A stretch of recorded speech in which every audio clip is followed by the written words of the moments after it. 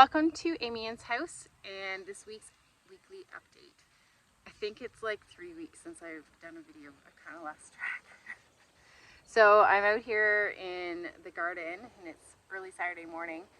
So I thought maybe I could work and bring you up to date on what's been happening in I think 3 weeks. So where to start?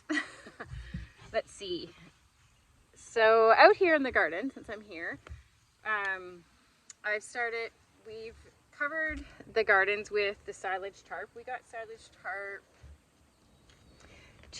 last year from a local farmer who was gonna throw it away. So I asked him if he would give it to us, and he was game for sure. So we just went over there. It's full of holes, but it's longer than or wider than we need, so we just double it back up. The crappy part this year with the silage tarp is that it has been so windy, like so insanely windy, that today is the third time I have put that silage tarp on there. And I have rocks and stones holding it down. It's driving me crazy that every time I come, it's like in the wheat field. And I'm sure our neighbors who rent the field are not always happy to drive by and see the silage tarp on the wheat and not on my garden. So that's been a bit frustrating, but hopefully the crazy winds stop now and we don't have too many more. In the house, at the other house, I have been getting my seedlings all done. So we're up to tomatoes and basil. I've been repotting different things. In here we have, I think this is some spinach coming up, yay, and pretty sure I did lettuce here, but it just looks like a whole lot of weeds right now.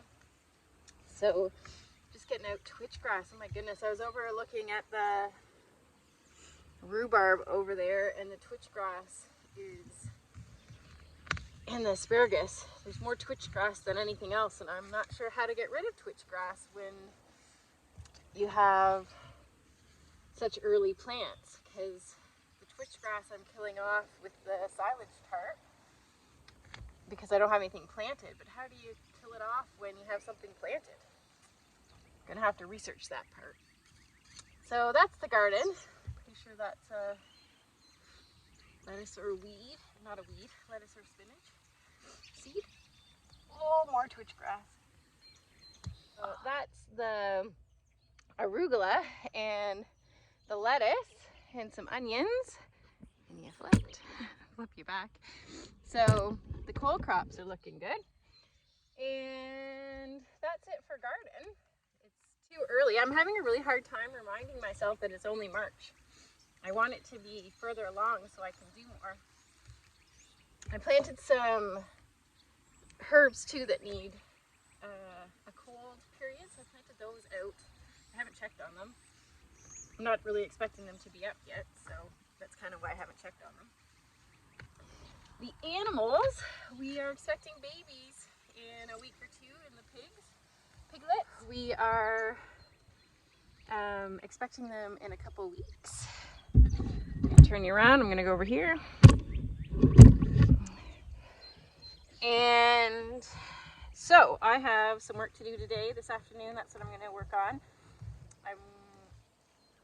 Good friends of ours, family, the whole family got involved and helped us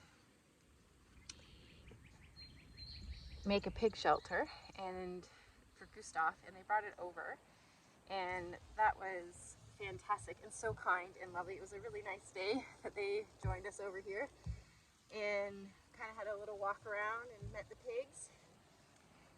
But Jeff decided that we also needed one for the piglets, the old piglets that are not almost a year now, and they wouldn't go in the shelter that I thought they would go into, so we built a second one. We just had to put tin on it.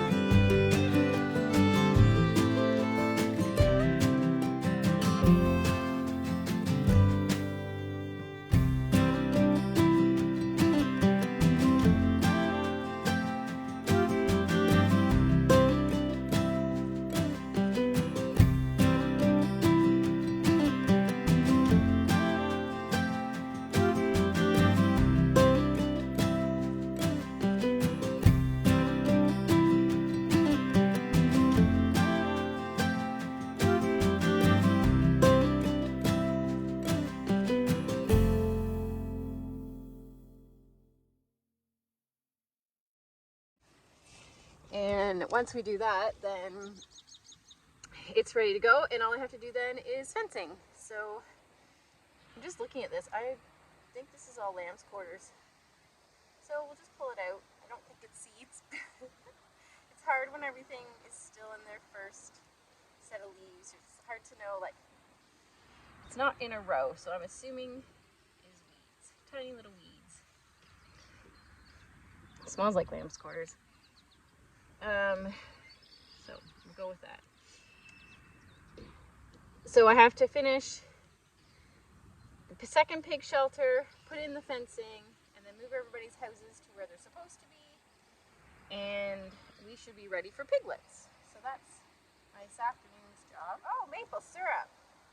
Finished our maple syrup. That was so fun. We got 10 pints, and I did a video just on our maple syrup. So if you're interested in that, you can check that out. I'll link it below. So chuffed about it. I can't get over the fact that we made maple syrup. It's not that hard, and it's just, I don't know. I'm really chuffed about it. I think it's amazing. It's so exciting. So an update on Jeff in the last 3 weeks. He had his surgery and it went as expected, and he had a rough first week, really rough first week, just lots of pain and just trying to manage everything. He couldn't keep anything in, so there was lots of vomiting and diarrhea that went with it. But they finally got that sorted, discharged him a little bit too early. I knew he was coming home too early and kept saying, no, you can stay. But they wanted him out, so they sent him out, and he ended up in Emerge 2 days later. But they got that sorted again, and he came home, and he's had a few other little wobbles in his recovery, but otherwise he's doing very well. He had his catheter out last Tuesday, and we got the pathology report, and it was clear, so we are very excited and so relieved. We had so many tears that day of just relief. So now his biggest thing is just learning how to use his new bladder, how to have the control of the continence. He still has a long recovery with just his gaining of strength and bulk back. He's become very thin and just weak from not doing a whole lot, not eating a whole lot. So we are slowly doing stuff. He basically comes and tries to have a walk every day, and that's pretty much all he does. He supervises a lot, sits in a chair and tells me what to do. That sometimes goes well, sometimes it does not. If you know us, we're both very headstrong, so yeah, it's making the best of what we can. And so he's doing really great, and we're both really excited that he's now on the road to recovery. We're hoping by the end of the May, maybe June, there'll be some sort of normalcy to his life, and then that will in turn be for our whole family life. So fingers crossed that that's kind of on our way to the end of May, beginning of June. So the last part of what we've been doing around here for the last 3 weeks is the house. So we have had a really big chunk of stuff done on the second floor. We, believe it or not, got all the shimming done. Started out rough, really rough. I had no idea what I was doing, got really overwhelmed. Called my uncle, and he gave me a lesson. And so we spent an afternoon with him teaching me how to do the shimming. It's actually not that hard once you have the lesson. So tip, get the lesson before you start the shimming. And I just wanted to show you how we shimmed and why we shimmed. So we added these 2x3s, and we built them kind of in place. Lots of times I'm told when you stud, what you do is you build the wall on the floor, and then you stand it up, and it's pretty straight, and you make it out of 2x4s. But because we already had the lath in here, the strapping from the lath, we didn't want to put another 2x4 out, because then we would be taking more and more of the room and have more room, excess space than we would need for the insulation. So to make sure that our walls were going to be straight, we shimmed halfway up. So if I can step back enough, 10-foot ceilings, can't get them in the whole frame. So halfway up, we put a mark, and what we would do is we would put on this end, we put a screw, and then on that end we put a screw and a string line. I can't talk. And then my uncle showed me this little trick. So we have 3 little pieces of wood. All of them have a black side, and those are the sides that are out. And so we would stick one of these up in under the string on both ends, and then the third one, what we would do is we would come to the first stud, and we'd run it underneath the string, and if it just touched it, that was where we'd want it. So we would put shims on both sides, like so that it was to try to get what we wanted, and then we would pre-drill and then put the screw in. Some of them needed to come out, some of them needed to go in, so you just had to balance both ways. And then once we were done, we just went and ran all of these along, made sure that it was straight and everything was good, pulled those sticks out in the end, pulled the string out, and moved on to the next wall. We had to make sure before we started that the 2 end ones were obviously straight, so we have a 2x4 that we call the straight board that we're not allowed to cut. And it's basically what we measure everything on. So everything is straight as that board is. And that's how we shimmed. So now when we go to put up our drywall in a few months, it's gonna be a few months, we will have nice straight 2x4s or walls, they're not 2x4s, 2x3s to put them on. The only thing I have left to do is to go around the top of the windows and the bottom of the windows.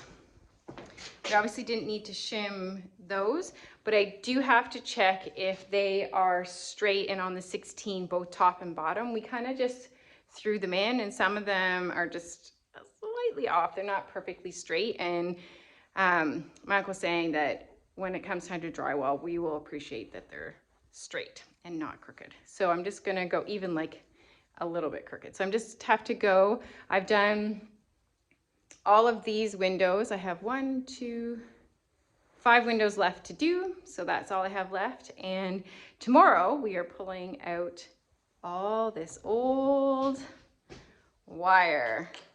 So that's exciting. So we'll go upstairs and have a good look at what is happening up there. So the shimming, done. And then we also were able to get the HVAC out and the wiring out. And then we cleaned up. I couldn't get over it. We had time on the day that we were finishing up the wiring that we were able to clean up. So this floor is now like swept clean. There's hardly anything left. As you can see, there's no wires hanging. There's no HVAC in the ceiling. The floors are clean. So we are ready for the HVAC people to now come. I am so, so excited that this is where we are at. If you're local and you would like eggs, we are swimming in eggs. Our chickens, as you have seen, are free range.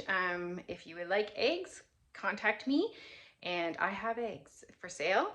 And also, if you are also in the area and would like pasture-raised chicken or grass finished beef, we are now taking orders. We are 50% sold out already, and it's only been open, I think, a week and a half. The link is below. Sign up for the newsletter, which gets you the information on how to order, and it gets you a discount as well. So if you are interested in that, see the link below. So it's a bit of a long video this week. Sorry about that. I hope you had a tea or a coffee that you could just kind of catch up on everything. 3 weeks, there's a lot that happens.